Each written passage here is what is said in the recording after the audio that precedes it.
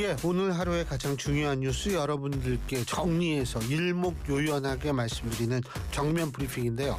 오늘도 바로 일목요연하게 여러분들께 뉴스를 전해드릴 김영민 아나운서 나와 있습니다. 안녕하십니까? 네, 김일목요연입니다.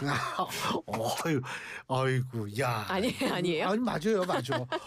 근데 우리가 조금 더 이 재미있게 할 수 있는 방법이 없나 제가 생각을 해봤어요. 솔직한 얘기로 네. 오늘 제가 그 생각이 안 떠올라요. 아하, 오늘은 좀 그러시구나. 몸살이 심해서 네. 이게 뭐 생각이 안 떠오릅니다. 오늘은 제가 좀 열심히 하겠습니다. 뭐 항상 열심히 하는데 뭐. 네. 근데 여러분들도 요새 건강 조심하셔야 되는 게 어제까지는 추웠잖아요. 네. 오늘은 뭐 이게 좀 덥기도 하고요. 오늘은 더워요. 네, 맞습니다. 오늘은 더운데 일단 첫 번째 소식부터 한번 얘기를 해보죠. 조금 전에 들어온 소식인데 미국과 중국이 90일간 관세를 일부 유예하기로 했다는 소식이죠? 네, 맞습니다. 앞서서 양국 대표단이 이틀간의 협상을 진행을 했고요. 예.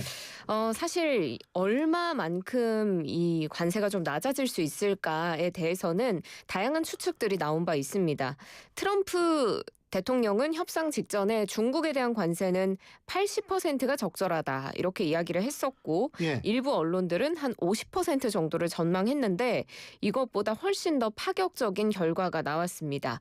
일단 미국과 중국이 90일간 관세를 대폭 낮추기로 합의를 했고 미국은 중국 상품에 대한 관세를 기존 145%에서 30%로 낮추기로 이야기가 됐습니다. 중국의 경우에는 대미 관세를 125%에서 10%로 대폭 낮추기로 했습니다. 이를 토대로 양국이 세부 협상에 들어간다라는 입장이고요. 스콧 베센트 미 재무장관은 중국과의 논의가 활발했고 양측 모두 큰 존중심을 보였다면서 앞으로 양국이 경제와 무역 분야를 지속적으로 논의하기 위한 체제를 구축해 나가겠다는 입장을 밝혔습니다. 예, 그렇군요. 사실 이것 때문에 오늘 우리 김영민 아나운서 주식 안 하죠? 안 합니다, 지금은. 예. 네. 주식이 미국 주식시장이 특히 많이 움직인 모양이더라고요. 그렇군요. 이제 좀 순풍이 트인다. 다행이네요. 네.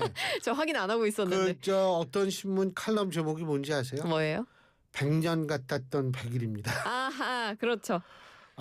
저는 진짜. 이제 애써 외면하고 있었는데 오늘 다시 한번 들어가 봐야 될까 봐요. 예. 네. 우리 진짜 스튜디오 밖에선 우리가 대단한 사람이 된 것 같아요. 계속 찍어주고 계시네요.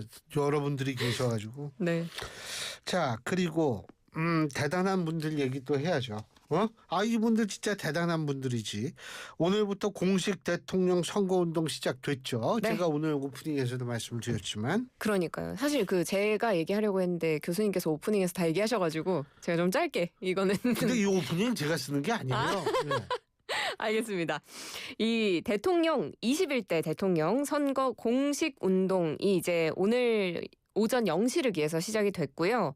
중앙선관위에 등록된 후보가 기호 1번 더불어민주당 이재명 후보, 기호 2번 국민의힘 김문수 후보, 기호 4번 개혁신당 이준석 후보를 포함해서 총 7명입니다. 자, 여기서 퀴즈. 네. 왜 기호 3번이 없을까요?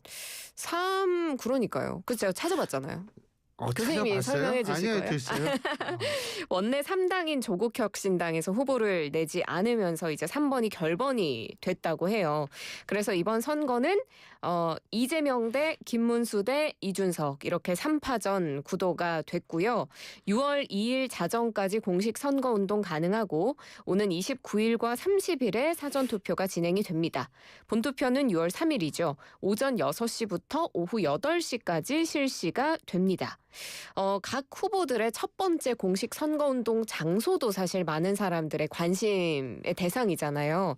이재명 민주당 후보는 오늘 오전에 윤석열 전 대통령의 탄핵을 이끌어낸 공간이다라는 의미를 부여하면서 서울 광화문 청계광장에서 출정식 열었고 국민의힘 김문수 후보는 새벽에 송파구 가락시장 방문해서 밥상물가 포함한 민생 문제 해결 의지를 강조했습니다.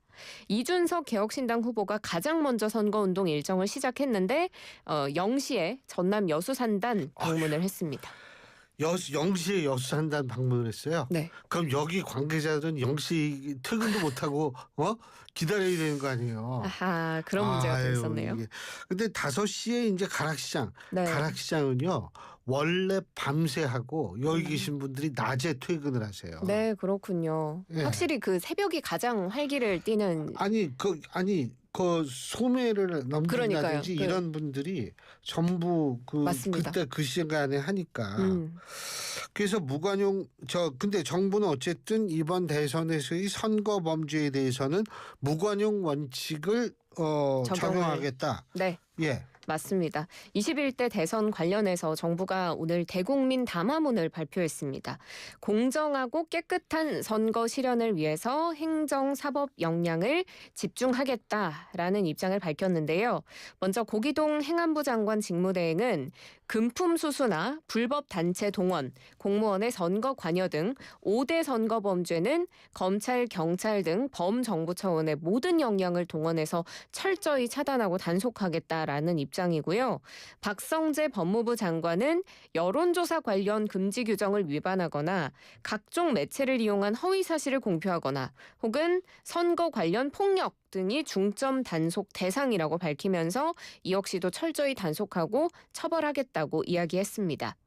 이주호 대통령 권한대행은 공명선거 관계장관 회의에서 이 선거의 공정성을 해치고 유권자의 합리적인 선택을 방해하는 위법행위, 무관용 원칙으로 단호히 대응하겠다고 이야기를 했고요.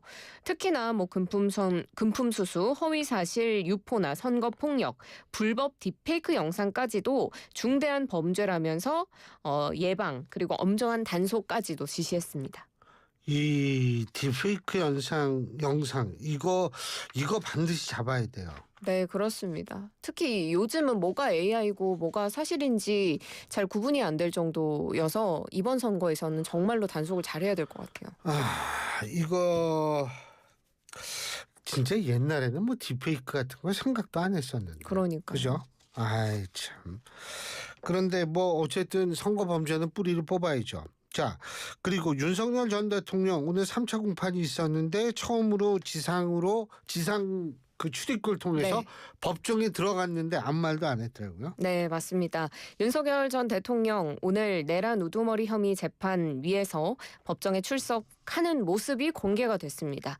오늘 오전 서울중앙지법이 이 내란 우두머리 혐의 직권남용 권리행사 방해 혐의 사건의 3차 공판을 열었고요. 10시 15분에 열렸는데 이제 윤 전 대통령은 재판 시작 20분 전인 9시 55분 법원에 도착을 했습니다. 서관 1층 출입구를 통해서 출석을 하게 돼서 현장에 있던 취재진들과 그리고 포토라인을 마주할 수밖에 없는 상황이었고요. 그런데 차량에서 내리고 포토라인에 과연 설까, 한마디 할까 이런 언론의 관심들이 있었는데 사실 포토라인에도 서지 않았고요. 취재진 질문에도 묵묵부답으로 법정으로 이동을 했습니다. 윤 전 대통령이 법원에 출석하는 모습이 이렇게 대중에 공개된 건 이번이 처음입니다. 어쨌든 뭐 아무 말도 하질 않았는데 근데 전 이게 궁금한 게 아니 어제는 뭐 SNS 거기에다 막 글도 올리고 네.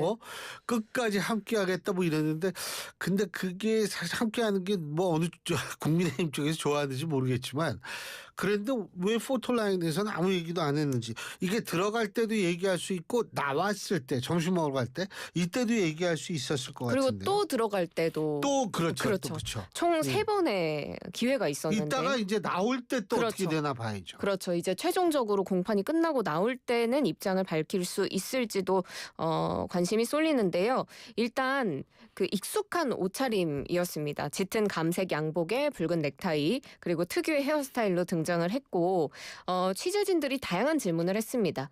비상계엄 선포한 것 사과할 생각이 있느냐? 그리고 이 군부 정권 이후에 계엄을 선포한 헌정 사상 첫 대통령인데 스스로 자유민주주의라고 자유민주주의자라고 생각하느냐 이런 질문도 했다고 하네요. 그리고 전국 선거가 없는 해에 대선을 치르게 됐는데 국민에게 할 말 없느냐 그리고 김건희 여사 관련 질문 등 다양한 질문들이 나왔고 말씀하신 것처럼 일절 답을 하지 않았습니다. 첫 법원 출석 그리고 휴정 후에 나와서 그리고 이후에 오후 공판 재개까지도 아무 말 하지 않았기 때문에 공판 끝나고 과연 입장을 밝힐지 좀 지켜봐야겠습니다. 자, 그리고 일본군 위안부 피해자 할머니 한 분이 오늘 또 돌아가셨다는 소식이 있네요. 네, 그렇습니다. 일본군 위안부 피해자인 이옥선 할머니가 건강 악화로 어제 별세하셨습니다. 향년 97세를 일기로 별세하셨고요. 원래 나눔의 집에서 거주를 해오시다가 건강 문제로 지난해 3월부터 요양병원에서 지내시다가 돌아가시게 됐습니다. 부산 출신인 이 할머니 14살에 중국 이 옌지 지역으로 끌려가서 3년간 일본군 위안부로 고초를 겪었고 해방 후에도 계속 중국에 머무시다가 2000년 6월에 58년 만에 귀국을 해서 국적도 그 이듬해 굉장히 어렵게 회복을 하셨다고 해요. 그래서 이제 위안부로 고초를 겪을 당시에는 일본군 도검에 찔려서 손발이 흉터도 남았고 그때 당한 구타 후유증 때문에 치아도 빠지고 청력도 떨어져서 일상생활 하는데도 굉장히 많은 어려움을 겪으셨다고 합니다. 아니 이제 이분이 그 일본군 위안부 참상 이걸 세계에 알린데 상당히 기여를 많이 하신 분이잖아요. 네, 맞습니다. 사실 고령의 나이 그리고 건강상의 문제 그리고 퇴행성 관절염도 굉장히 심하셔서 보행도 어려우셨다고 해요. 그럼에도 불구하고 이 피해 증언 요청이 오면 그게 우리나라든 외국 저 멀리 어딘가든 주저하지 않고 가셨다고 합니다. 2002년 미 브라운대 강연을 시작으로 한 20년 정도를 일본, 호주 전 세계 각지를 매년 방문해서 위안부 참상을 세계인들에게 알렸고요. 또 2016년에는 위안부 피해자들의 인생을 다룬 영화 귀향 제작진과 함께 미국을 찾아서 상연회를 갖고 피해 참상을 알렸습니다. 이때 나이가 90이셨는데 내 목소리로 직접 피해를 들려주고 싶었다라는 입장을 전하셨습니다. 참 정말 훌륭하신 분이에요.